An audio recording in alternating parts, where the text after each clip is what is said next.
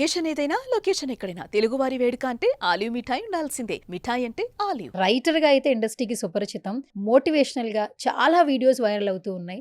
Writer Raghava Pratap గారు. మనం బతకాలంటే నీళ్లు తాగాలి. స్పిరిచువల్ జర్నీ స్టార్ట్ చేసిన వాళ్ళు రుద్రాక్షల్ని ఒక దైవంగానే భావిస్తారట. నాకు రుద్రాక్షలు అంటే ఇష్టం.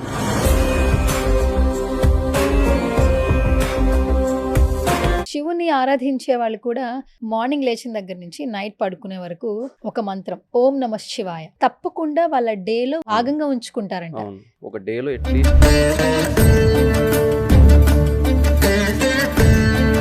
జస్ట్ 2 minutes దేవుడికి ఇవ్వాలి.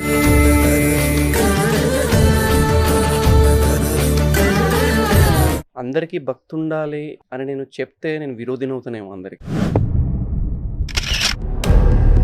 ఈ రోజు నేను సంపాదించాను కాబట్టి విల్లాలో ఉన్నా, అంతా నేనే, నేను మాత్రమే. ఇది కలియుగమ్మా.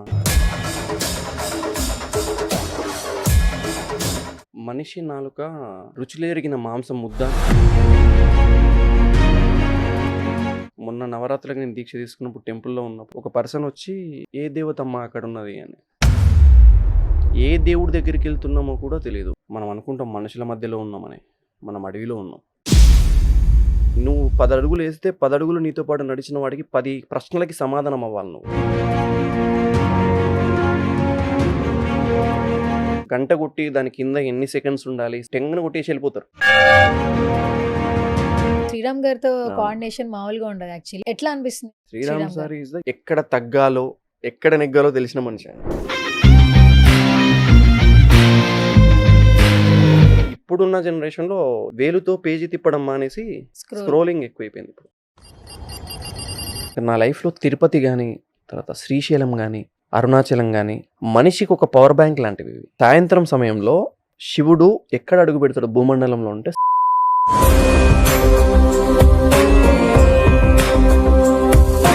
మన ఆర్జీవి గారితో ఫోటో పెట్టారు. మీరు చూస్తే పూర్తిగా డిఫరెంట్, ఆయన చూస్తే ఇంకా డిఫరెంట్. ఆయనతో ఒక డిఫరెంట్ ఎక్స్పీరియన్స్ అయింది నాకు. నువ్వేం చేస్తుంటావు అన్నాడు.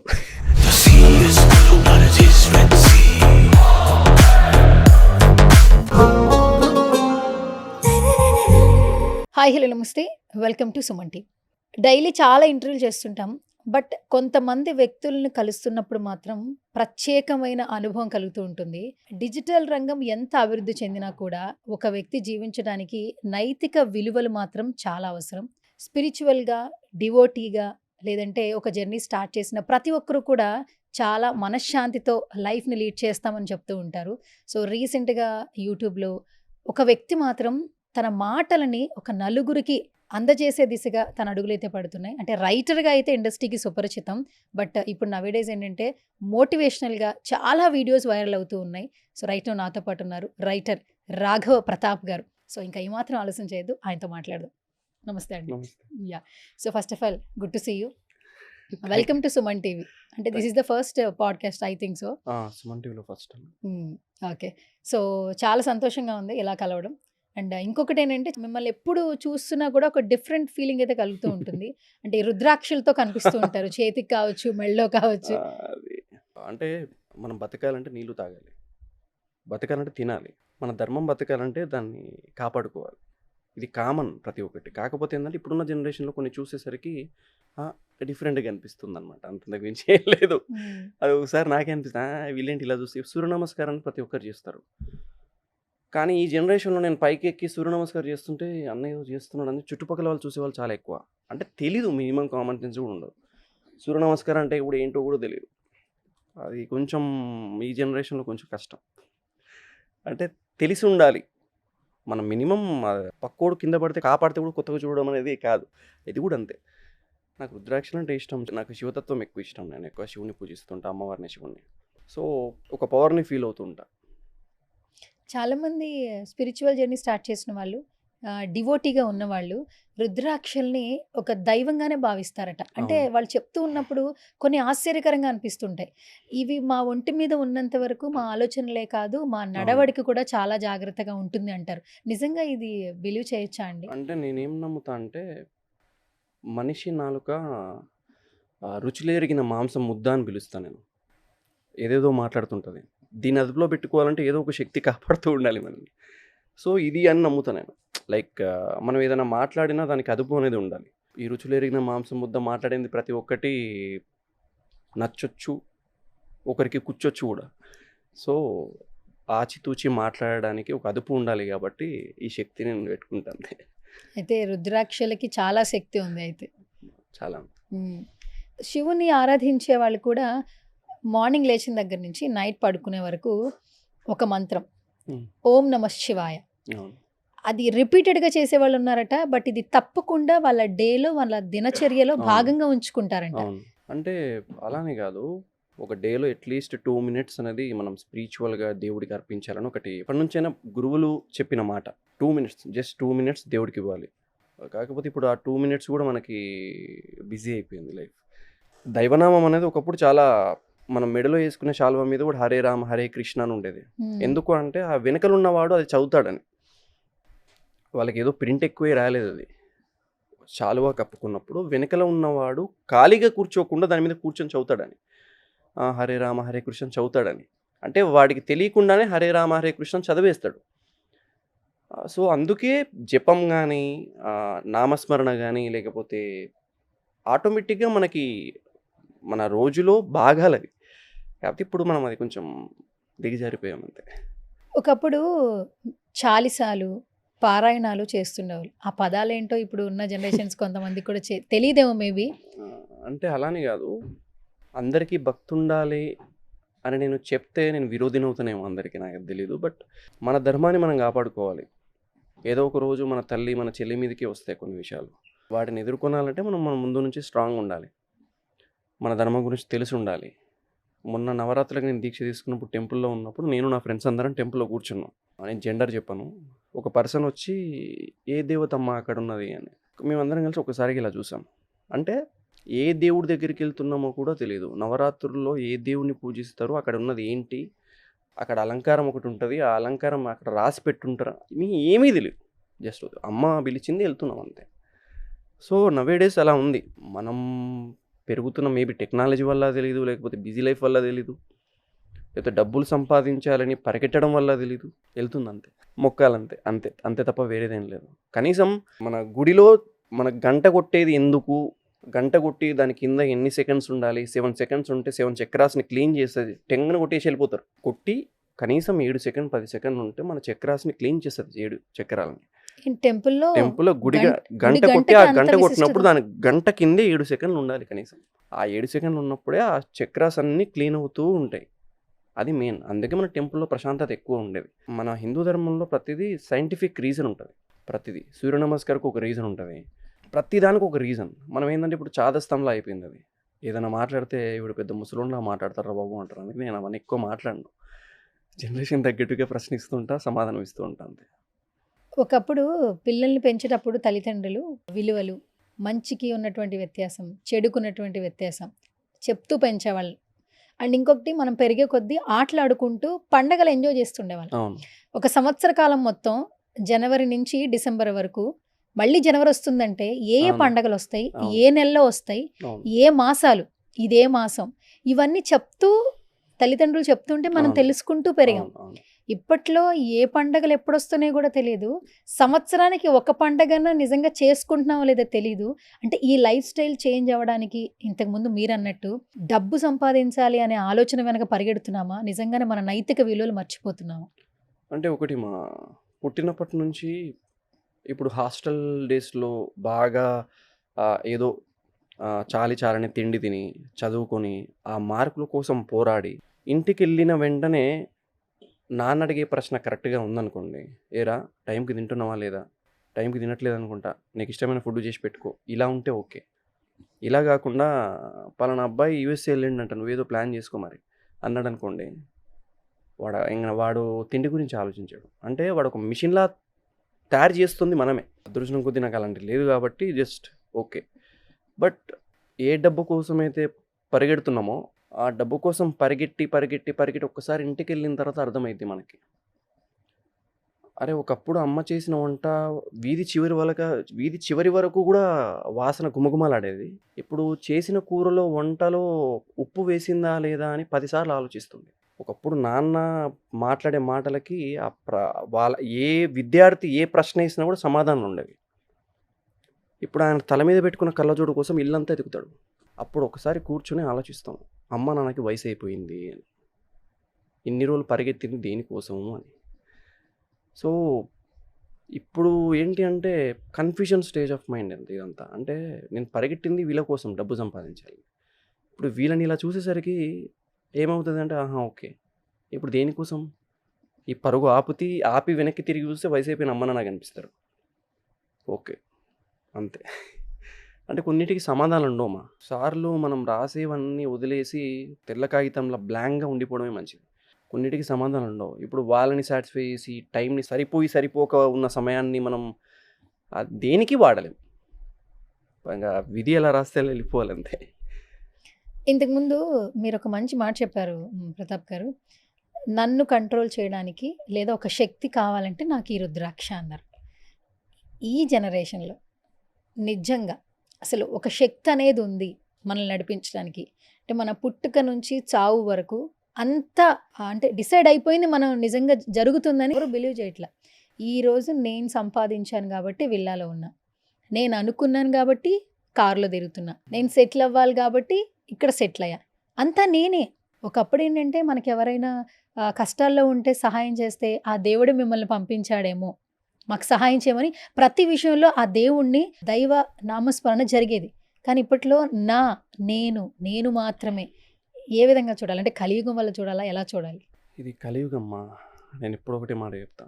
ఒకప్పుడు అర్జునుడు పడిపోతే అర్జునుడిని లేపడానికి శ్రీకృష్ణుడు 18 అధ్యాయాల భగవద్గీత బోధించవలసొచ్చింది. ఇది కలియుగం. నీ గురించి ఒక మాట మాట్లాడేవాడు. నీ గురించి ఎవడు ప్రార్థించడు. నీ గురించి ఎవడు అరే పలానాది పలానాది అని చెప్పడు. ఎవడికి వాడి స్వార్థమే. మనం అనుకుంటాం మనుషుల మధ్యలో ఉన్నామని. మనం అడవిలో ఉన్నాం. ఏ మృగం ఎప్పుడు వేటాడుతుందో తెలవదు. ఎవడు ఎప్పుడు ఏ నిందేస్తాడో తెలీదు. ఎవడు ఏ పగ పెట్టుకొని మనతో మాట్లాడుతున్నాడో తెలీదు. అంటే అనుక్షణం మనం ఒక రక్షణ కవచం వేసుకొని తిరగాలి. అంటే లైక్ ఒక మెట్రోలో వెళ్తుంటే ఎవడు ఎలా చూస్తున్నాడో తెలీదు. ఎవడు ఏ బాధతో ఏ పైశాచికానందం పొందుతాడో తెలీదు. So be ready.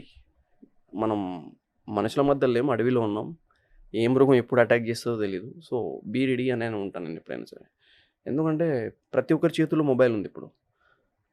అది ఒక ఆయుధం అయిపోయింది. లైక్ ఒకప్పుడు మా నాన్న ఎప్పుడు ఒక మాట అనేవాడు. నువ్వు నడుస్తున్నావు అంటే ఒక మనిషి నడుస్తున్నట్టు లేకపోతే రాఘవ ప్రతాప్ నడుచుకుంటూ వెళ్తున్నట్టు ఉండకూడదు. ఒక లైబ్రరీ నడుస్తున్నట్టు ఉండాలి. నువ్వు 10 అడుగులు వేస్తే 10 అడుగులు నీతో పాటు నడిచిన వాడికి 10 ప్రశ్నలకి సమాధానం అవ్వాలి నువ్వు. అలా ఉండాలని చెప్పి అది నాకు బాగా కదిలిచ్చింది అది. అందుకే నేను ఎక్కువ స్పిరిచువల్ విషయంలో కానీ లేకపోతే ఏదైనా విషయంలో చిన్నప్పుడు ఎక్కువ చదువుకోలేదులే కానీ స్టడీస్ మీద ఎక్కువ ఇంట్రెస్ట్ లేదు కానీ బట్ బయటి విషయాలు ఎక్కువ ఉండేది. నేను నా బ్యాక్ బెంచ్ ఫ్రెండ్స్ తోటి నాకు రాంది సబ్జెక్ట్ ఏంటంటే హిందీ ఒకటి, మ్యాథ్స్ ఒకటి. ఎక్కువ భయపడేవాడిని. మ్యాథ్స్ అంటేనే భయం వణుకు పుట్టేది మా బెంచ్ వాళ్ళందరికీ. కాకపోతే నేను ఎప్పుడు ఒక మాట నమ్మేవాడిని ఏంటి అంటే క్లాస్కి నీ జీవితకాలంలో ఒక్కసారి కూడా బంక్ కొట్టని వాడు నువ్వు ఏం నేర్చుకోలేదన్నట్టు లెక్క నా ఉద్దేశ ప్రకారం. ఎందుకంటే నేను క్లాస్ మధ్యలో వదిలేసి ఫైర్ యాక్సిడెంట్ అయింది, ఇప్పుడు ఎస్కేప్ అవర్ అని అంటే ఎలా అవ్వాలో తెలియదు. డైలీ రెగ్యులర్గా వెళ్ళే రూట్లోనే వెళ్తాడు. ఏది తెలియని ఎవడుకుంటుంది బ్యాక్ బెంచ్ వాడికి. ఎందుకంటే వాడు ఎన్నిసార్లు బంక్ కొట్టిండు, ఎన్నిసార్లు ఎక్కడి నుంచి ఎస్కేప్ అయ్యిండో వాడికి మాత్రమే తెలుసు. సో వాడికి ఎన్ని రకాలుగా ఎస్కేప్ అవ్వచ్చో తెలుసు వాడికి. అలా అని చెప్పేసి రోజు ఎస్కేప్ అవ్వనివాడు. కనీసం తెలిసి ఉండాలి. అంటే బుక్ నాలెడ్జ్ కాదు, 1+1 = 2 అనే కాదు. మామూలుగా మనకు క్యాజువల్గా ఎంతసేపు ఉన్నా సరే మ్యాథ్స్లో ఎంతసేపు చూసినా బుక్లో చూసినా సరే 1+3 = 4, 2+2 = 4. అది బయట నుంచి నేర్చుకుంటాం మనం. ఎంతసేపు 1+3 = 4 అది కాదు. బయటికి వెళ్తే 2+2 కూడా 4 అనే వస్తుంది. అది నేర్చుకుంటాం బయటికి వెళ్తే. మనం బయటి ప్రపంచంలో నేర్చుకునేది చాలా ఉంటుంది. పుస్తకం నీకు నేర్పించేది ఏంటి? పద్ధతి. బయటికి వెళ్తే బతికే విధానం నేర్పిస్తుంది. ఎలా బతకాలి ఏంటి అనేది, ఒంటరిగా ఎలా బతకాలి ఏంటి.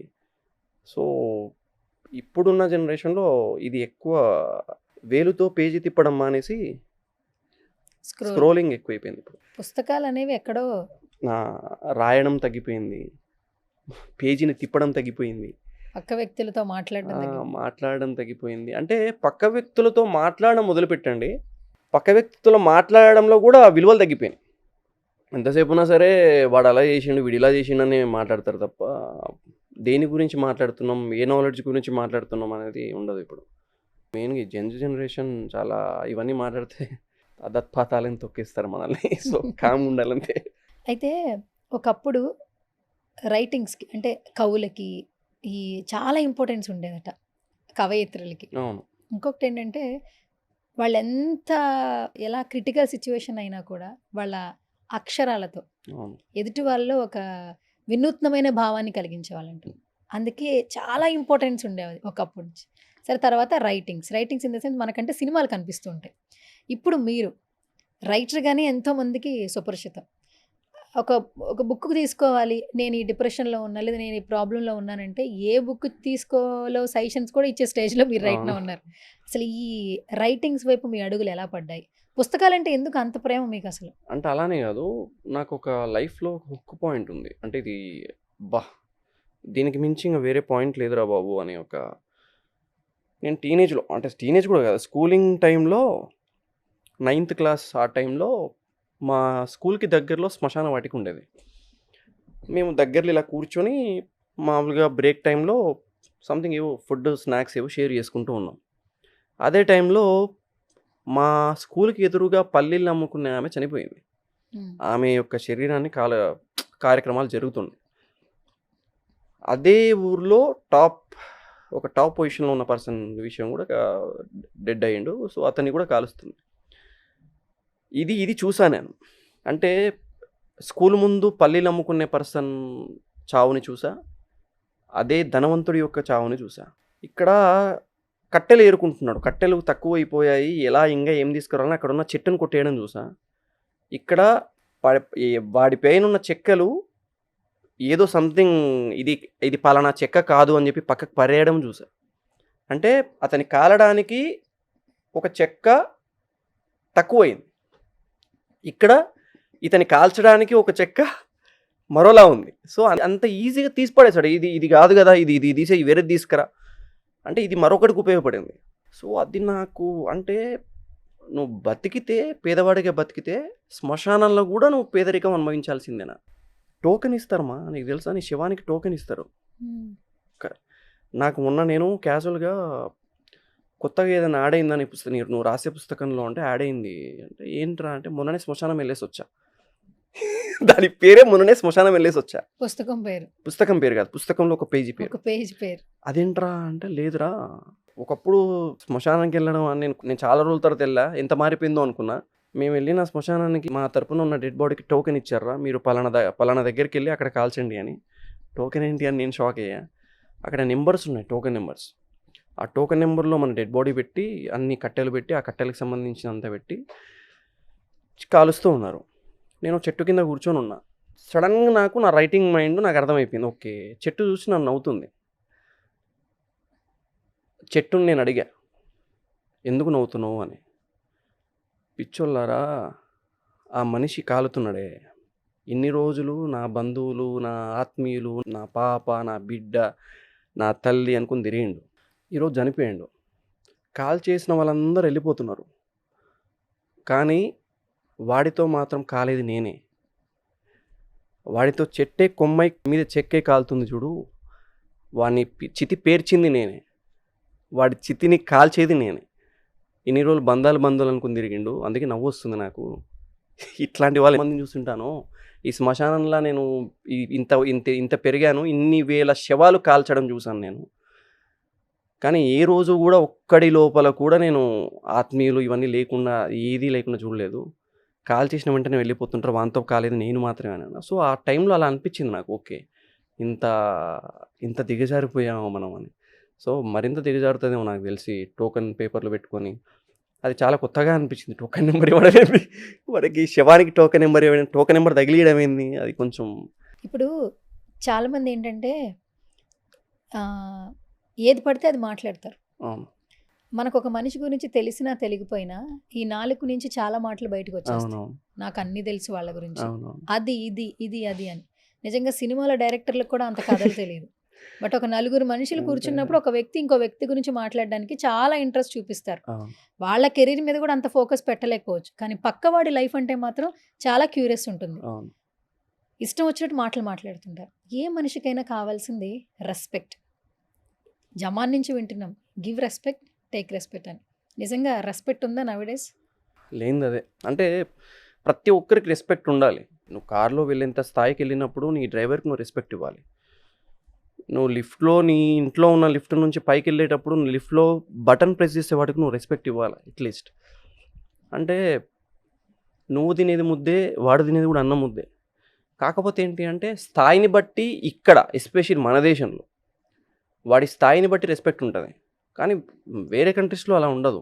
తుడుచుకునేవాడు లేకపోతే కనీసం బాత్రూమ్‌లో కడిగేవాడికి గూడా ఒక రెస్పెక్ట్ ఉండిద్ది. బాత్రూమ్‌లో కడిగేవాడు గూడా ఎట్లా అంటే కనీసం అసలు విచిత్రం ఏందంటే విచిత్రంగా ఇక్కడ మన దేశంలోనే ఉండిద్ది. అంటే లైక్ చదువుని బట్టి రెస్పెక్ట్ ఇవ్వడం, సంపాదనని బట్టి రెస్పెక్ట్ ఇవ్వడం, లేకపోతే ఏ కార్ నడుపుతున్నాడు, ఏ బ్రాండ్ వేసుకున్నాడు దీన్ని బట్టి రెస్పెక్ట్ ఇవ్వడం. ఒకప్పుడు అలా ఉండేది కాదు. మీరు ఇంతకుముందే అన్నారు కదా! ఒకప్పుడు వాడు చదివిన చదువు, వాడు మాట్లాడే పద్ధతి, వాడు పాటిస్తున్న ధర్మాన్ని బట్టి ఉండేది. ఇప్పుడు అలా లేదు. ప్రతి ఒక్కరికి రెస్పెక్ట్ అనేది అవసరం ఇప్పుడున్న వాళ్ళలో. ప్రతాప్ గారు, హ్మ్. ఇప్పుడు అందరికీ కామన్‌గా ఒక థింగ్ జరుగుతూ ఉంటది. ఇంతకుముందు మనకి పేరెంట్స్ అంటే మన పెరిగే కొద్దీ ఏంటంటే, నువ్వు సంపాదించుకున్నది మాత్రమే నీది అని చెప్పేవాళ్ళు. ఒక ఫ్యామిలీలో ఇద్దరు ముగ్గురు ఉన్నా కూడా పిల్లలు ఎవరికి వాళ్ళకి వాళ్ళ షేర్, వాళ్ళ భాగం అంటూ ఉండేది. వాటి మీదే వాళ్ళకి ప్రీతి ఉండేది. పక్క వాళ్ళ దాని గురించి ఆశ ఉండేది కాదు. కానీ ఇప్పుడు ఏంటంటే ఏదైనా సరే ఎవరైనా కోరుకుంటే పక్కవాడిది అదని తెలిసినా కూడా, ఆ వస్తువు వాళ్ళదే అని తెలిసినా కూడా దాన్ని బలవంతంగా లాక్కునే ప్రయత్నాలు ఎక్కువగా జరుగుతున్నాయి. మనది కాదని తెలిసి కూడా అది నాకే సొంతం కావాలి అనే ఆలోచనతో ఎంతోమంది లైఫ్ స్టైల్స్ ఇప్పుడు నవేడేస్ ఉన్నాయి. యాక్చువల్లీ అర్హత లేకపోయినా కూడా ఎలాగైనా దాన్ని సంపాదించుకోవాలనే ధోరణిలో వ్యవహరిస్తున్నారు. ఇది ఎంతవరకు కరెక్ట్? అంటే నేను ఎప్పుడు ఒకటి ఫార్ములా పెట్టుకుంటా. జీవితంలో కొన్ని విషయాలని కొన్నింటిని బలవంతంగా లాక్కోకూడదు. ఒక మనిషి నుంచి ప్రేమ, ఒక మనిషి నుంచి రెస్పెక్ట్, ఒక మనిషి నుంచి మనీ, డబ్బు బలవంతంగా లాక్కోవడానికి ప్రయత్నించినా అవి నీ దగ్గర ఉన్నా కూడా అది మనిషి కావచ్చు, ప్రేమ కావచ్చు, అది లేకపోతే రెస్పెక్ట్ కావచ్చు, జీవితాంతం భయంతో కాపాడుకోవాల్సి వస్తుంది. సో బలవంతంగా కొన్ని లాక్కోకూడదు. మనీ, రెస్పెక్ట్, లవ్ జీవితాంతం వాటిని భయంతో కాపాడుకునే దాంట్లోనే గడిపేస్తాం మనం. అనుమానం పెరిగిద్ది, ఇది ఉంటుందా ఉండదా, ఈ మనీ ఎక్కడైనా పడిపోతే ఏమో. సో మన దగ్గరికి వచ్చిన దాంతో కొన్నిసార్లు వదిలేయాలి. వదిలేసినప్పుడే మనకు ఆ విలువ తెలుస్తుంది. సో మరీ అంత పట్టేసుకొని నాకు దగ్గర ఉండాలి నువ్వు అనేది బలవంతంగా చేయడం కూడా మంచిది కాదు. ఒక్కోసారి మన చుట్టూ ఉన్న వాళ్ళు చాలా మాటలు మాట్లాడుతూ ఉంటారు, కొన్ని మాటలు వదిలేస్తూ ఉంటారు. ఆ మాటలకి మన మనసు చాలా బాధపడుతూ ఉంటుంది. అలాంటి మాటల్ని మనం పట్టించుకోవాలంటారా? అంటే నేను ఇప్పుడు ఒకటే మాట చెప్తా.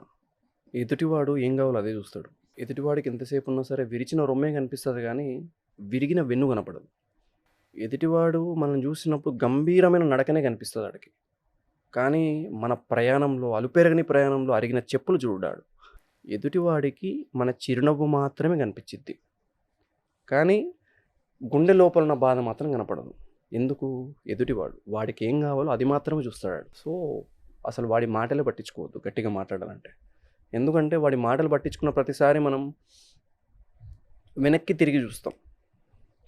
అరే నా లైఫ్లో ఇన్ని జరిగాయి, వీడేంటి ఇలా అంటున్నాడు. So it's okay.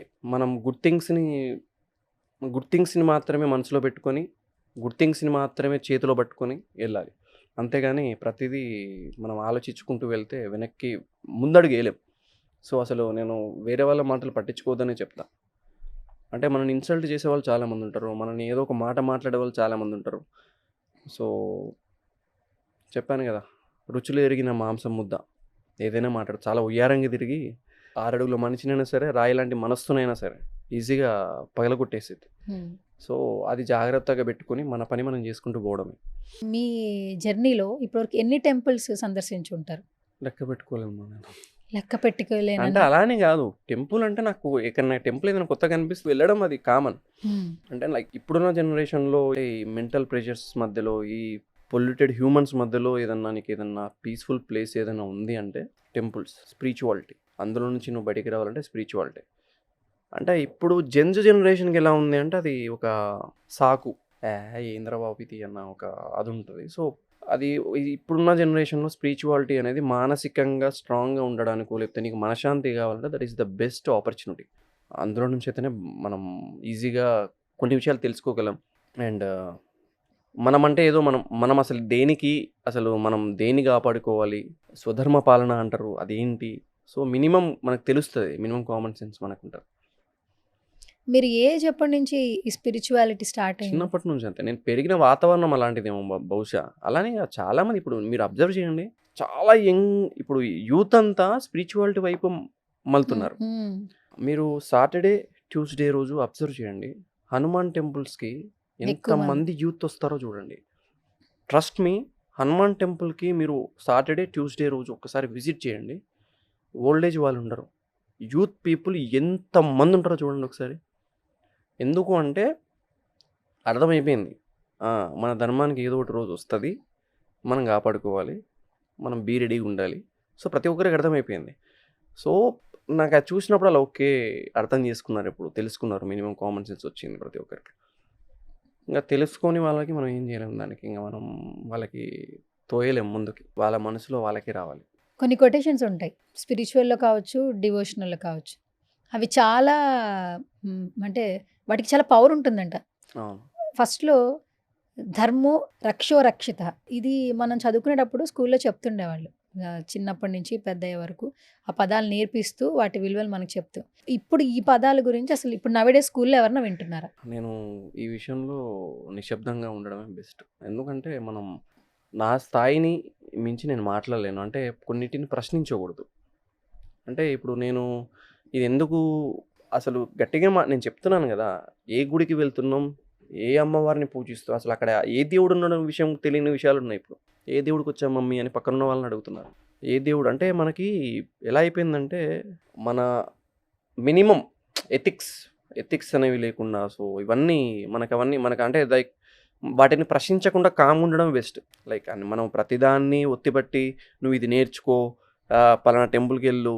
ఇప్పుడు మీరు చెప్పారు మీరు ఎన్ని టెంపుల్స్కి వెళ్ళారు, నేను లెక్క అంటే నువ్వు ఒక నిమిషం ఆలోచించండి, మనం ఎన్ని టెంపుల్స్కి వెళ్ళామో లెక్క పెట్టుకొని వెళ్ళే స్థాయిలో ఉన్నామో మనం మార్నింగ్ లేవగానే స్నానం చేసి ప్రకృతిలో మనకు రెగ్యులర్గా ఏంటి, ప్రకృతికి అంటే నేచర్కి కనెక్ట్లో ఉండి ఇవన్నీ రెగ్యులర్గా చేయాల్సినవి ఇవి. కాకపోతే ఏంటంటే మనం ఉన్న జనరేషన్లో మనకు దగ్గర ఉన్న టెక్నాలజీ వల్ల మనం రెగ్యులర్గా చేయాల్సినవి మర్చిపోయాం. కాకపోతే ఏంటంటే అది ప్రకృతిని కొంచెం మన మీదే ముంచేలా చేస్తుంది.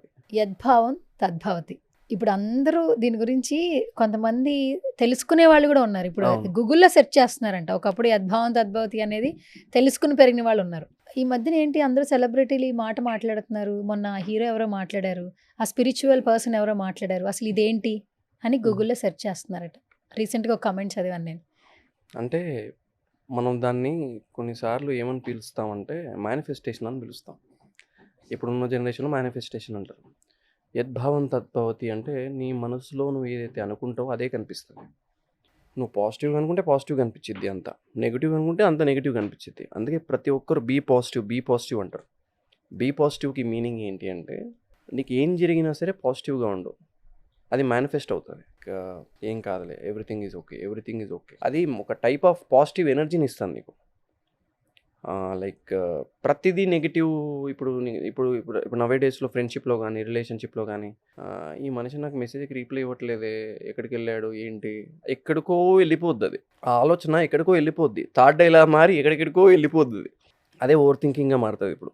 సో బీ పాజిటివ్, మనం ప్రశాంతంగా ఉంటాం, అవతలని కూడా ప్రశాంతంగా ఉంచగలుగుతాం మనం ఎప్పుడైతే పాజిటివ్గా ఉంటామో.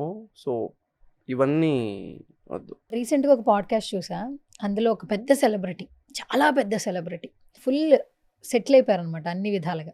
ఆయన కూడా చెప్తున్న మాట ఏంటంటే మనిషి పుట్టిన దగ్గర నుంచి చనిపోయే వరకు ఈ మధ్యలో జరిగేదంతా నాటకం, జగన్ నాటకం. అది తెలిసి కూడా ఇది నాకు దక్కట్లేదు, ఇది నాకు అవ్వట్లేదు, వాళ్ళు బాగుండిపోయారు, నేను ఇలాగే ఉండిపోయాను.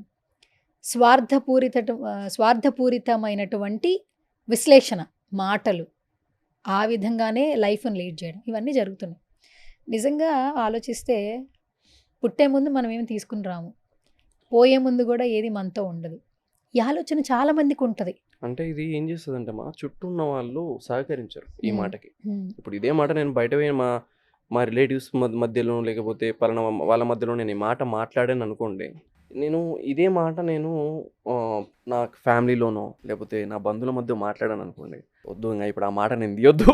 సో, మనం ఏంటి అంటే పక్కోళ్ళకి ఎంతసేపు ఉన్నా ఒకటే. పక్కోడికి బరువు కావద్దు. మన మాటలు పక్కోడిని ఇబ్బంది పెట్టొద్దు. సింపుల్. మన మాటలు పక్కోడిని ఇబ్బంది పెట్టొద్దు. మన బిహేవియర్, మన ప్రవర్తన పక్కోడిని బాధ పెట్టొద్దు. ఇది పెట్టుకొని నడవాలంతే. ఈ రోజుల్లో అది ఆ రెండే లేవు. అంటే మనం ఎలా అంటే దాన్ని ఏమంటారు, మనం ఎలా ఉన్నా సరే పక్కోడు ఎలా ఉంటే ఎందుకు? మనం బాగుండాలి. సో, అది కొంచెం ఏమైపోయిందంటే అది ఒక అంటువ్యాధి. వాడే అలా ఉన్నప్పుడు నేనెందుకు అలా ఉండకూడదు? వాడే అలా బతుకుతున్నప్పుడు నేనెందుకు అలా బతకొద్దు? అది అంటువ్యాధిలా అలా వెళ్ళిపోతూ ఉంటది. ఇంగ ఆటోమేటిక్‌గా అందరూ అలాగే తయారవుతారు. దాన్ని మించి అది కాకపోతే ఏందంటే అంత స్పిరిచువాలిటీ ఇప్పుడు ఈ నౌ ఏ డేస్‌లో ఏంటి అంటే ఇప్పుడు మనకి ఇన్‌స్టాగ్రామ్‌లో స్క్రోల్ చేస్తుంటే చాలామంది స్పిరిచువాలిటీ గురించి మాట్లాడే వాళ్ళు చాలామందున్నారు. వాళ్ళ లైఫ్‌లో జరిగిన అనుభవాలు గాని, వాళ్ళ లైఫ్‌లో జరిగిన ఎక్స్‌పీరియన్సెస్ ప్రతి ఒక్కటి గూడా ఏమంటా అంటే మనం ఒకడికి ఇబ్బంది పెట్టొద్దు. అంటే బేసిక్‌గా నేను ఇంట్రోవర్ట్‌ని. నేను నా లైఫ్‌లో జరిగిన ఒక ఇన్సిడెంట్ చెప్తా. హ్మ్. 2020లో లాక్‌డౌన్ వచ్చింది మనకి. కోవిడ్ వచ్చింది. నేను హైదరాబాద్‌లోనే ఉన్నా.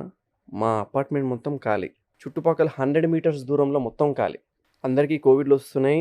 ఇన్‌స్టాగ్రామ్ ఓపెన్ చేస్తే డెత్ న్యూస్‌లు వస్తున్నాయి. యూట్యూబ్ ఓపెన్ చేస్తే వైరస్ సంబంధించిన న్యూస్‌లు వస్తున్నాయి. డెత్ న్యూస్‌లు వస్తున్నాయి. అలా చేసుకోండి, ఇలా చేసుకోండి అని వస్తున్నాయి. సో, ఆ టైంలో ఐ ఫెల్ట్ లైక్ ఏదో ఫీవర్ లాగా నాకేదో జ్వరం వచ్చినట్టు, బ్రీతింగ్ ప్రాబ్లమ్ వచ్చినట్టు స్టార్ట్ అయింది. నేను ఫిక్స్ అయిపోయింది. నేను పొరపాటున అరిచినా కూడా ఎవరికీ వినపడదు ఇక్కడ. హ్మ్.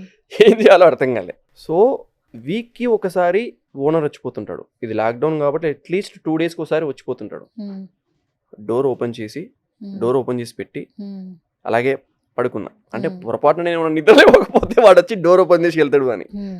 సో, అలాంటి డేస్ నేను ఫేస్ చేశా. హ్మ్.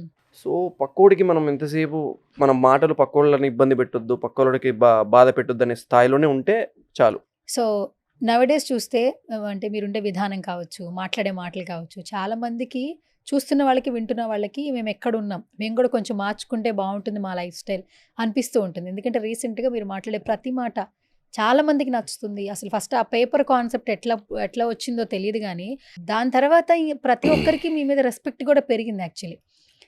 ఏమైనా షేర్ చేస్తారా అసలు ఆ పేపర్ కాన్సెప్ట్ ఎట్లొచ్చింది ఏంటనేది? అంటే అది ఒక కన్నీటి వెనకున్న కథలే అది. మనం అది అంటే లైఫ్‌లో అంటే నేను ప్రతిదాన్ని ఎంప్టీ పేపర్‌తోనే పోలుస్తా. నువ్వు అందంగా రాసుకుంటే అందమైన జీవితం ఉంటది. హ్మ్. అందమైన రాతల మధ్యల పిచ్చి గీతలే ఎక్కువ చూసేవాళ్ళు చాలామంది. హ్మ్. అంటే నీ చుట్టూ ఉన్న వాళ్ళు ఎవడో ఏదో ఒక నింద వేస్తుంటాడు. ఆ నిందను మాత్రమే పట్టుకుంటారు చాలామంది. సో, నా ఉద్దేశ్యం ఏంటి అంటే మనం నిత్యం ఇప్పుడు నేను మెట్రోలో వస్తున్నా. మెట్రోలో ఇక్కడ ఈ ప్లేస్ నుంచి పలానా ప్లేస్‌కెళ్ళినప్పుడు ఎన్నో స్టోరీస్ కనిపిస్తుంటాయి చుట్టుపక్కల. ఒకడు కూర్చొని ఆలోచిస్తూ ఉంటాడు. ఇంట్లో వాళ్ళ అమ్మ గురించో, వాళ్ళ నాన్న గురించో. ఇంకొక పర్సన్ కూర్చొని ఆలోచిస్తూ ఉంటది. వాళ్ళ నాన్న మీద ఉన్న అప్పుల గురించో. లేకపోతే ఇంకొక ఆమె నిలబడి బ్యాగేసుకొని, ఈ పెళ్లి నేను చేసుకోవాలా వద్దా? సరే నాన్న కోసం చేసుకుందాంలే అని కన్విన్స్ అవుతూ ఉంటది. ప్రతి ఒక్కడు మెదడులో నలిగిపోతూ ఉంటాయి కొన్ని. సో, ఒక్కసారి మనకి అలా చూస్తూ ఉంటే, అరే! వీడు ఈ బాధలో ఉన్నాడు. మనం వాడికి కొంచెం కూల్‌గా ఉందాం. రెస్పెక్ట్ ఇచ్చి మాట్లాడదాం. అన్నీ కనిపిస్తది. అవన్నీ కనిపిస్తాయి. కనిపించవు గాబట్టి ఈ ఏ పగ ఈజీగా మనం ఒకరిని మాట్లాడేస్తాం. సో, నా ఉద్దేశ్యం ఏంటి అంటే మనం ఎంతసేపు ఉన్నా సరే ఒక మనిషికి మినిమమ్ ఏంటి అంటే రెస్పెక్ట్. ఒక మనిషికి మినిమమ్ ఇవ్వాల్సింది రెస్పెక్ట్. ఆ రెస్పెక్ట్ ఇస్తే చాలు. అంతకు మించి మరోటి ఎవరు ఏది కోరుకోరు. హ్మ్. ఇప్పుడు ఎంతసేపు ఉన్నా సరే నీ గారెల పట్టికి నువ్వు పెళ్లి చేయొచ్చు గ్రాండ్‌గా. నీ కెమెరామ్యాన్‌కి ఫుడ్ పెడుతున్నావా నువ్వు? నీ గారెల పట్టికి గ్రాండ్‌గా పెళ్లి చేస్తున్నప్పుడు వచ్చిన మేకప్ ఆర్టిస్ట్‌కి అన్నీ అందాయా లేదా చూస్తున్నావా? ఆ అమ్మాయి గూడా మరొకరికి గారెల పట్టియే. సో, ఇది మినిమమ్. నువ్వు నీ స్థాయికి తగ్గట్టు నీ కిందున్న స్థాయి వాళ్ళకి తక్కువ చేసి మాట్లాడడం, ఆహ్, ఏ ఇది అది నీ స్థాయిని ఏదో రోజు నలిపేసే రోజు వస్తుంది ఒకరోజు. ఆ పైన కూడా ఉంటాడు. సో ప్రతిదీ రెస్పెక్ట్ ఇస్తూ ఉండాలి. నవడేస్ మానసిక ఒత్తిడి అనేది కీ రోల్ ప్లే చేస్తుంది ప్రతి ఒక్కరిలో. ఈ స్ట్రెస్ లెవెల్స్ ఎక్కువైపోయి హెల్త్ ఇష్యూస్తో స్టార్ట్ చేసి సూసైడ్ టెండెన్సీ వరకు వెళ్ళిపోతుంది. చెప్పాను కదా నేను, కంపారిజన్ అనేది ఎప్పుడైతే స్టార్ట్ అయిందో నీ దగ్గర ఎన్నున్నా అన్ని కోల్పోయినట్టే లెక్క. ప్రతి ఒక్కరికి 1000 రూపాయలు ఉన్నోడికి 2000 ఉంటే బాగుండే అని అనిపిస్తుంది. 1,00,000 రూపాయలు ఉన్నోడికి 2 లక్షలు ఉన్నాడు అంటే దానికి ఒక పరిమితి అనేది ఉండదు. అంటే ఇప్పుడు నీకు స్ట్రెస్ లెవెల్స్ ఎందుకు పెరుగుతున్నాయంటే సంతృప్తి, సాటిస్ఫై అవ్వరు. మనిషి సాటిస్ఫై అవ్వడం నేర్చుకోవాలి ఫస్ట్. సాటిస్ఫై ఎప్పుడైతే నువ్వు అవ్వడం నేర్చుకుంటావో, నా దగ్గర ఇప్పుడు బైక్ ఉంది, సరే ఇక్కడ నేను వెళ్ళాలి అని కూడా క్యాబ్ బుక్ చేసుకుని వెళ్తా, మెట్రోలో వెళ్తా. లేదు నాకు కారే కావాలి నా ఒత్తిడి పెరిగినప్పుడు నా లోపల ఆటోమేటిక్గా నువ్వు మనీ కోసం పరిగెత్తి ఆపర్చునిటీస్ తగ్గినప్పుడు ఇప్పుడున్న జనరేషన్లో నువ్వు ఆటోమేటిక్గా స్ట్రెస్ లెవెల్స్ పెరుగుతాయి. నీ చుట్టూ ఉన్న వాళ్ళు కూడా నీ యొక్క పరిమితిని రెస్పెక్ట్ చేసే విధంగా ఉండాలి. లేదు నువ్వు ఇలాగైనా ఇన్ని రోజులని తిరుగుతావు, కారు తీసుకో అంటే వీడు కూడా ఆటోమేటిక్గా. సో అవన్నీ లేవు ఇప్పుడు. అందుకే ప్రతి ఒక్కరి లోపల స్ట్రెస్ లెవెల్స్ పెరగడం, ప్రతి ఒక్కరికి మానసిక ఒత్తిడి పెరగడం కామన్ అయిపోయింది. ఇలా స్ట్రెస్తో ఉన్న వాళ్ళకి స్పిరిచువల్ జర్నీ ఎంతవరకు ఉపయోగపడుతుంది? నేను అదే కదా చెప్పింది. ఇలా స్ట్రెస్లో ఉన్న వాళ్ళకి జస్ట్ విజిట్ టెంపుల్. మీకు ఇష్టం వచ్చిన టెంపుల్కి వెళ్ళండి, ప్రశాంతంగా వెళ్ళి కూర్చోండి కాసేపు, జస్ట్ ఆయన చూడండి. అక్కడ కూడా ఆయనకు బాధలు చెప్పకండి, ఆయన వినడు. విన్నా కామ్గా ఉంటాడు. నేను నీకు క్వశ్చన్ పేపర్ ఇచ్చా, రాయాల్సింది నువ్వు, లెసన్స్ నేర్పించా, అటెంప్ట్ చేయాల్సిన ఆన్సర్స్ నువ్వు, చెప్పాల్సింది నువ్వు. సో అక్కడ కూడా నువ్వు వెళ్ళి నువ్వు నన్ను ఎందుకు ఇలా చేసావంటే ఆయన ఏం చేయడు. నీకు వేసి చూపిస్తాడు. ఆయన ఒక పర్సన్స్ని పంపిస్తాడు నీ లైఫ్లోకి, కొంతమందిని చూపిస్తాడు నీ లైఫ్లోకి. నువ్వు చూస్ చేసుకునే విధానం నీది. So spirituality is the best route. ఇప్పుడు ఇంతకుముందు మనం డిస్కస్ చేసుకున్నట్లే మన లైఫ్ మీద ఉన్నటువంటి ఫోకస్ కంటే పక్క వాళ్ళ లైఫ్ మీద ఎక్కువ ఫోకస్ ఉంటుంది నవేడేస్ అందరికీ. కలియుగం అంటున్నారు దాన్ని కూడా అందరూ. కామన్ మెన్సే ఇలా ఉన్నారంటే సెలబ్రిటీల లైఫ్లో ఏదన్నా చేంజ్ జరిగితే మాత్రం అది ఇంకా ఎక్కువ అయిపోతుంది. మార్నింగ్ లేవగానే బెడ్ కాఫీ దగ్గర నుంచి స్టార్ట్ చేస్తున్నారు, టీవీ ఆన్ చేయగానే లేదా ఫోన్లో చూడంగానే. నైట్ పడుకునే వరకు కూడా ఫ్రెండ్స్తో మాట్లాడే టాపిక్లో కూడా ఈ టాపిక్స్ వచ్చేస్తూ ఉంటాయి. రీసెంట్గా సమంత గారి మ్యారేజ్ చూసాం మనం. ఆవిడ లైఫ్ ఆవిడ సెలెక్ట్ చేసుకున్నారు. మన లైఫ్ కూడా అంతే కదా, మన ఆప్షన్ అది, మనం ఏదైనా చేసుకోవచ్చు. పెళ్ళి అని చెప్పంగానే కొంతమంది సంతోషించిన వాళ్ళు ఉన్నారు, కమెంట్స్ చేసిన వాళ్ళు ఉన్నారు, హ్యాపీగా ఫ్యాన్స్ కంగ్రాచులేషన్స్ చెప్పిన వాళ్ళు ఉన్నారు. ఆవిడ పెళ్లి చేసుకుంటే ఆవిడ గురించి బయట వాళ్ళు మాట్లాడే మాటలు చూస్తుంటే ఒక్కొక్కసారి మనకు తెలిసిన వ్యక్తి కాదు, మన ఇంటి పక్కన ఉండట్లేదు. దానికి సింపుల్ ఒకటే మాట చెప్తాను, నో కామెంట్స్ అంతే. అంటే ప్రతి ఒక్కరికి ఒక టాపిక్ కావాలి మాట్లాడుకోవడానికి. సో అలా మాట్లాడుతుంది. దాని గురించి అసలు మాట్లాడాల్సిన అవసరమే లేదు, గట్టిగా మాట్లాడేది. అసలు ఇప్పుడు ఈ క్వశ్చన్ మార్క్ తీసుకురావడం కూడా మనకు వ్యర్థం, అది అంతే లైట్. అసలు అంటే లైక్ ఎవరి లైఫ్ వాళ్ళది. ఎవడు నీ కోసం ఆగడు, ఎవడు నీ కోసం ఆగి నువ్వు పలానా కోసం నా కోసం వస్తున్నావా, నా కోసం అది చేస్తున్నావా ఎవడు చెప్పాడు. మనం రుద్దుకుంటున్నాం ఇదంతా. కూడా ఇప్పుడు ఫోన్లో మనం మాట్లాడే విధానాన్ని బట్టి మనకు చూపిస్తుంది. నేను ఇప్పుడు కెమెరా గురించి ఏదైనా మంచి కెమెరా కొనాలని చెప్పేసి నా ఫ్రెండ్తో మాట్లాడాలంటే కెమెరా అడ్వర్టైజ్మెంట్సే వస్తున్నాయి నాకు. అంత డెవలప్ అయింది ఏఐ నీకు. అలాంటప్పుడు నీకు ఎంతసేపు ఉన్నా సరే నువ్వు ఏం మాట్లాడినా నీకు అదే చూపిస్తుంటుంది.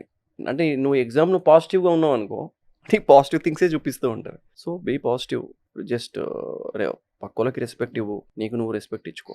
రైటర్గా మా అందరికీ ఓకే, బట్ కొత్తగా యాక్టర్గా కూడా కనిపిస్తూ ఉన్నారు. కొత్తగా ఏం లేదండి, నేను చాలా ఇయర్స్ నుంచి రైటర్. నేను 4 years నుంచి రైటర్. నేను రైటర్గా మాకు తెలుసు, యాక్టర్గా అంటే సీరియల్ తప్పితే ముందు నేను సీరియల్ 2020 నుంచి నా యాక్టర్గా ఈటీవీలో, లాక్డౌన్ తర్వాత నేను ఈటీవీలో గీతా గోవిందం యాజ్ హీరోగా చేశా. ఓకే, గీతా గోవిందం యాజ్ హీరోగా చేశా, రంగులట్నం యాజ్ హీరోగా చేశా. This is the first as a villain JM serial. మీరు దానికే ప్రీమియర్కి వచ్చారు, మీరు దానికి యాంకర్గా. సో ఇది నాది 3rd సీరియల్. ఇది ఎట్లా అనిపిస్తుంది? ఎందుకంటే ఆయన శ్రీరామ్ గారితో కోఆర్డినేషన్ మామూలుగా ఉండదు యాక్చువల్లీ. అండ్ జీకి అందరూ సర్టెన్ ఫ్యాన్స్ ఉన్నారు, అందుకే జీ తెలుగుని జీ కుటుంబం అని కూడా అంటూ ఉంటారు యాక్చువల్లీ. ఆయన ఫుల్ క్లారిటీ ఉన్న మనిషి. Sriram sir is he knows everything.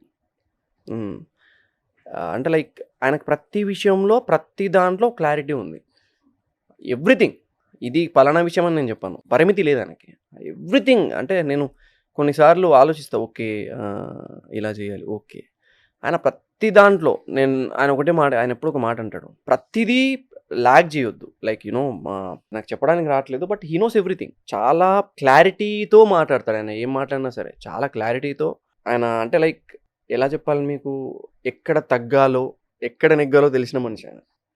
ఆయన గురించి నేను అసలు మాట్లాడద్దు, బట్ హీఈస్ మంచి ఏమంటారు హృదయం ఉన్న మనిషి అని చెప్పొచ్చు. ప్రతిదీ అసలు ఎక్కడ కూడా ఎవరిని నొప్పించకుండా, ఎలా అంటే లైక్ ఎక్కడ కూడా ఏది అహంకారం లేకుండా చాలా సాఫీగా అసలు ప్రతి ఒక్కరితో మంచిగా ఉంటూ అందరినీ ప్రేమగా పలకరిస్తూ ఉంటాడు ఆయన. కనీసం నాకు మీరు ఏదో నేను వచ్చానని చెప్పి గుడ్ మార్నింగ్ కూడా చెప్పకంటా నాకు అంటాడు. అసలు చెప్పాడు ఆయన, గుడ్ మార్నింగ్ నాకు చెప్పకరా అంటాడు డైరెక్ట్. ఆయన మళ్ళీ పెద్ద ఆర్టిస్టులు వస్తే ఆయన చెప్తాడు, మళ్ళీ మమ్మల్ని చెప్పనివాడు. సో చాలా ఒక క్లారిటీ ఉన్న మనిషి, ఏంటి నెక్స్ట్ ఏం జరగబోతుంది అంతా తెలుసు ఆయనకి. అలా తెలిసిన వాడు కాబట్టే ఏమున్నా సరే కూల్గా ఉంటాడు ఆయన, తెలుసు అంటాడు ఆయన. I'm very lucky to have, అంటే అలాంటి ప్రాజెక్ట్లో నేను పనిచేస్తున్నందుకు నేను ఐఎమ్ వెరీ హ్యాపీ. రియల్ గానేమో స్పిరిచువల్, రియల్ లోనేమో అంత విలను. బ్యాలెన్సింగ్ చాలా కష్టం యాక్చువల్లీ. అంటే నటుడిగా తప్పదు, అన్నీ చేయాలి. నేను ఇంతకుముందే చెప్పాను, నేను లైఫ్లో అన్నిటినీ కాగితాలతో పోలుస్తాను. నటుడు అనేవాడు తెల్ల కాగితం లాంటాడు. ఏది రాస్తామో అది మేము ప్రదర్శించాలి, ఏది రాస్తున్నామో అది మేము ప్రదర్శించగలగాలి. అది అందమైన కథ కావచ్చు, బాధాకరమైన కథ కావచ్చు, ఒక విలనిజం కావచ్చు. ఆ కాగితం మీద చుట్టుపక్కల వాళ్ళు పిచ్చి గీతలు గీసే వాళ్ళు కూడా ఉంటారు, రూమర్స్ అంటారు వాటిని. ఈ అందమైన కథ పక్కల ఆ పిచ్చి గీతలు పట్టించుకునే వాళ్ళే ఎక్కువ. సో నేను ఎక్కువ దేన్ని నమ్ముతా అంటే ఓకే బీకామ్, ఓకే చాలా. ఇప్పుడు ఒక నిమిషం ఆలోచించండి, రూమర్స్ ఇప్పుడు మీడియాకి దగ్గర ఉందంటే ఏది ఇదే ఫీల్డ్. చెడు అనేది ప్రతి చోట ఉంటుంది, చెడు లేని ప్లేస్ అనేది ఎక్కడ ఉండదు. కాకపోతే మీడియాకి దగ్గర ఉన్నాం కాబట్టి మనం ఇదే ఎక్కువ స్ప్రెడ్ అవుతూ ఉంటుంది. సో అది కొంచెం మనం అదుపులో పెట్టుకోవాలంతే. ప్రతాప్ గారు, ఏంటి రైటింగ్స్ ఓన్లీ పుస్తకాల వరకేనా? సినిమా ఇండస్ట్రీ వైపు చూసే అవకాశాలు ఏమైనా ఉన్నాయి? ఎందుకంటే ఇప్పుడు యాక్టర్గా ఇంట్రెస్ట్ కాబట్టి. నేను ఫస్ట్ వచ్చిందే రైటర్గా, దాని తర్వాత నాకు యాక్టర్గా తిండి పెట్టింది, రైటర్గా నా మనసు నింపింది. సో నాకేంటి అంటే లైక్ మనసు తృప్తి కలగాలి అంటే రైటింగ్స్, ఇది నిండాలి అంటే యాక్టింగ్. సో ఈ రెండు నాకు రెండు కళ్ళల్లో. డైరెక్షన్ చేసినా రెండు నిండుతాయి, రెండు డైరెక్షన్ కూడా చేసిన రోజులు ఉన్నాయి. అదే డైరెక్షన్ వస్తారా? లేదు, యాక్టింగ్ ఇంకా నేను చచ్చితే యాక్టర్గానే చావాలి, రైటర్ యాక్టర్గానే చావాలి. రాఘవ ప్రతాప్ అంటే కింద యాక్టర్ రైటర్, అదొక ముద్ర పడిపోవాలి అంతే. అదొక పిచ్చి. అంటే లైక్ ఒకసారి మీరు కృష్ణనగర్ లేకపోతే చూడండి, చాలామంది చెప్తూ ఉంటారు, ఒక జూనియర్ ఆర్టిస్ట్ కానీ ఒక సెట్ డిపార్ట్మెంట్లో ఉన్న ఈచ్ వన్ పర్సన్ కానీ పడే కష్టం సినిమాలో కానీ ఒక ఏదో ఒక ప్రాజెక్ట్లో పడే కష్టం ఉంటుంది చూసారా, అది పడుతున్న కొద్దీ వాడికి కష్టంలా కనపడదు. అంటే లైక్ ఇందులో వేరే మజా ఉంది భయ్యా. వాడు ఎంత కష్టపడని పెద్ద పెద్ద లైట్స్ తీసుకెళ్ళి ఒక సినిమాకి పెట్టి, హీరో ముందు ఒక లైట్ పెట్టి పాతి, లైట్ వేయగానే సార్ రోలింగ్ యాక్షన్ అనగానే ఈ లైటు అంత దూరం నుంచి మోసుకొని వచ్చి ఇక్కడ పెట్టిన పర్సన్ అంటాడు, ఇందులో ఏదో మజా ఉంది భయ్యా. అది వేరు. అంటే ప్రతి ఒక్కడు ఎంజాయ్ చేస్తూ చేస్తాడు, ప్రతి ఒక్కడు ఎంజాయ్ చేసుకుంటూ, ప్రతి ఒక్కరు రెస్పెక్ట్ కానీ. అంటే ఇందుకే చెప్తాను నేను, ప్రతి ఒక్కరికి రెస్పెక్ట్ అవసరం. ఎవడు ఏ భారం మోస్తున్నాడో తెలియదు, ఎవడి నెత్తిన ఎంత బాధ ఉందో తెలియదు. సో ప్రతి ఒక్కరికి రెస్పెక్ట్ ఇవ్వాలి. నీ కిందున్న వాడైనా సరే, ఎవడైనా సరే. నీ చేతిలో బలం ఉంది కదా అని విర్రవీగితే విధి చెప్తుంది సమాధానం. అది అంతే. విధి అంటే ఒకటి గుర్తొచ్చింది. ఇప్పుడు చాలామందికి స్టార్డము, సక్సెస్ వస్తుంది, కానీ శివుని ఆజ్ఞ లేనిదే చీమైనా కొట్టదు అని అంటుంటారు. అంటే ఏదైనా కూడా మనకి ఆ భగవంతుడు పెట్టేది భిక్ష. మీరు ప్లేసెస్కి వెళ్ళండి అన్నారు, కానీ ఎప్పటికీ కొన్ని ప్లేసెస్ ఫర్ ఎవర్ ఉంటాయి. It's like Tirupati. ఎప్పుడు తిరుపతి వెళ్ళినా వెంకటేశ్వర స్వామిని చూసినా, ఎన్నిసార్లు చూసినా ఇంకా చూడాలనే ఫీలింగ్ కలుగుతుంది. ఉండేది అక్కడ ఒక 30 సెకండ్స్, ఐ థింక్ 20 సెకండ్సే ఉంటాం, నిమిషం కూడా ఉండం. కానీ అక్కడికి వెళ్ళి ఆ భగవంతుడి ముందు నుంచుని చూసేటప్పుడు ఆ నుంచున్న క్షణం నుంచి అది మరో ప్రపంచం. ఒక రకంగా ఒక వైబ్రేషన్ వస్తుంది, ఒక కూలెస్ట్ ప్రాంతంలో ఉన్న ఫీలింగ్ వస్తుంది. ఆ భగవంతుడిని చూడాలా, ఆ ప్లేస్ని ఫీల్ అవ్వాలా అని అనిపిస్తూ ఉంటుంది. అంటే నేను నా లైఫ్లో తిరుపతి కానీ, తర్వాత శ్రీశైలం కానీ, అరుణాచలం కానీ, ఇవి ఏంటి అంటే ఇప్పుడున్న జనరేషన్లో ఎస్పెషల్లీ మనిషికి ఒక పవర్ బ్యాంక్ లాంటివి, ఇవి ఛార్జింగ్ ప్లేసెస్ లాంటివి. నీకు ఇంక అంతా కూలిపోయి నువ్వు ఏమున్నా సరే ఇలాంటి ప్లేసెస్కి వెళ్ళేసి ఒక రీఛార్జ్ మూమెంట్ అనమాట. స్పిరిచువల్గా నువ్వు ఒక లాట్ ఆఫ్ ఎనర్జీ. అరుణాచలం కానీ శ్రీశైలం కానీ, అసలు శ్రీశైలంలో నువ్వు వెళ్ళి ప్రదోషకాలంలో ఈవినింగ్ టైంలో నువ్వు అక్కడ ఉన్నావు అంటే ఆ ఎనర్జీ వేరుంటుంది. Trust me. అసలు నువ్వు శాస్త్రంలో కూడా ఉంటుంది, సాయంత్రం సమయంలో శివుడు ఎక్కడ అడుగు పెడతాడు భూమండలంలో ఉంటే శ్రీశైలంలో అడుగు పెడతాడు. శ్రీశైలంలో కాలు మోపుతాడు. ఆ టైంలో నువ్వు అక్కడ శ్రీశైలంలో ఉన్నావంటే నువ్వు ఎంత అదృష్టం చేసుకొని ఉండాలి. సో మనకి we have lot of places, మనకి చాలా ప్లేసెస్ ఉంటాయి మానసికంగా మనం హ్యాపీగా ఉండడానికి. But choosing important. ఇప్పుడు చూడండి, నేను ఒక్కసారి చెప్తా. మీకు ఒక స్పిరిచువల్ ఫ్రెండ్ ఉన్నాడు, ఇంకొకటి చిల్ ఫ్రెండ్ ఉన్నాడు. మీరు ఎవరిని చూస్ చేసుకుంటారు? ట్రస్ట్ సీరియస్గా చెప్పండి. చిల్. మామ గోవా వెళ్దాంరా, మామ ఊటీ వెళ్దాంరా, మామ విజయవాడ పోతున్న వస్తాం అమ్మవారి దగ్గరికి, ఇలా చూస్తాడు. అంటే చూజింగ్ ఇంపార్టెంట్. నిన్ను స్పిరిచువాలిటీ వైపు నడపే స్నేహితుడు నీకున్నాడు అంటే that is the God gift. Trust me. అంటే నాకు ఇప్పుడు నిజం చెప్పాలి అంటే నాకు నా ఫ్రెండ్స్ ఉన్నారు కొంతమంది. నా ఫ్రెండ్స్లో స్పిరిచువాలిటీ ఎవరు నేనే, ఎవరు లేరు. లైక్ ఇప్పుడు నా స్కూల్ మేట్స్ ఉన్నారు, ఉమేష్ కానీ, తర్వాత మేమందరం రెగ్యులర్గా హనుమాన్ టెంపుల్కి వెళ్తూ ఉంటాం. I'm very lucky. అంటే అలాంటి పర్సన్స్ నా లైఫ్లో ఉన్నందుకు. లైక్ నాతో పాటు అరే నేను విజయవాడ వెళ్తున్నా వస్తావా, రాను అనే మాట లేకుండా వస్తున్నా అన్న అనేవాడు ఉన్నాడంటే శివ అని. వాడు పదన్న అంటాడు. వాడు షార్ట్ వేసుకొని వచ్చేస్తాడు, స్నానం చేసి షార్ట్ వేసుకొని వచ్చేస్తాడు అంతే, ఎంత చలిలో ఉన్నా. అంటే వాడి చూజింగ్. అన్న దగ్గరికి వెళ్తే ఒకటి ఉంటుంది, ఒక పీస్ వస్తుంది. సో వాడి చూజింగ్ అలాంటిది. సో మన చూజింగ్ ఇంపార్టెంట్ ఏదైనా సరే. ఇంకా మనం మామ రా అని లాక్కుపోలేం, కొన్ని విషయాల్లో బలవంతంగా లాక్కుపోలేం. కొన్ని నెలల ముందు నేను ఇన్స్టాగ్రామ్లో ఒక పోస్ట్ చూశాను మీది. మన ఆర్జీవి గారితో ఫోటో పెట్టారు. మీరు చూస్తే పూర్తిగా డిఫరెంట్, ఆయన చూస్తే ఇంకా డిఫరెంట్. బేసికల్గా రెండు మ్యాచ్ అవ్వు, రెండు పర్సన్స్ మ్యాచ్ అవ్వదు. బట్ ఎలా మ్యాచ్ అయింది? ఆయనతో ఒక డిఫరెంట్ ఎక్స్పీరియన్స్ అయింది నాకు.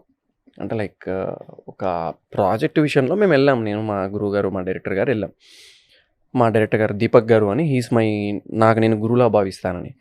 వెళ్ళిన తర్వాత సామాన్యంగా ఆయన అబ్బాయిలని ఇలా సామాన్యంగా ఒక ఐ పెట్టి చూడు, ఇట్లా చెప్పడు. అక్కడ అంత మంది మధ్యలో నన్ను చూసి నేను కావాలని ఆయన ముందు 2 చేతుల్లో పెట్టి అంటే ఒక ఫార్మల్ వేసుకొని ఒక పోలీస్ ఆఫీసర్లా నేను బిల్డప్ ఇచ్చా కావాలని. ఆయన ఐస్ నేను కొట్టాలి, ఆయన అటెన్షన్ నేను కొట్టాలి అని. ఐ కాంటాక్ట్ ఇచ్చే వరకు చేసింది. నువ్వేం చేస్తుంటావు అన్నాడు మా డైరెక్టర్ గారు. సార్ అతను కూడా యాక్టరే సార్, ఇట్లా ప్రొఫైల్ పెట్టి నాకు ఓకే సార్ అన్న. బయటకు వచ్చినాక మా డైరెక్టర్ గారు దీపక్ గారు, నువ్వు నిజంగా మరే నువ్వు కావాలని చేసావు నాకు అర్థమైంది.